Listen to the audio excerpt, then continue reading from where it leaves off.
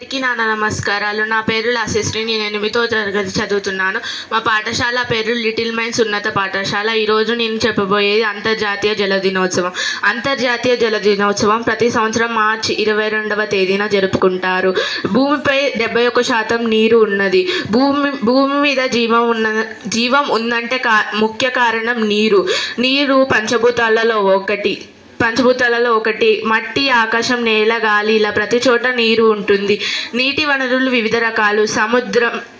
సముద్రం, చెరువులు మొదలుగున్నవి చెప్పుకోవచ్చు. నీటి వల్ల ఎన్నో ఉపయోగాలు ఉన్నాయి. నీటి వల్ల ప్రకృతి ప్రాణులు జీవిస్తున్నాయి. నీటిని వ్యవసాయానికి ఉపయోగిస్తారు. నీటి వల్ల విద్యుత్ శక్తిని ఉత్పత్తి చేస్తారు. ఇలా చెప్పుకుంటా పోతే ఎన్నో ఉపయోగాలు ఉన్నాయి నీటి వల్ల. అందుకే మనం ఆ నీటిని పరిరక్షించుకోవాలి. కాబట్టి ప్రతి నీటి బొట్టును పొదుపు చేద్దాం. భవితరాలకు భవిష్యత్తునిద్దాం. ధన్యవాదాలు.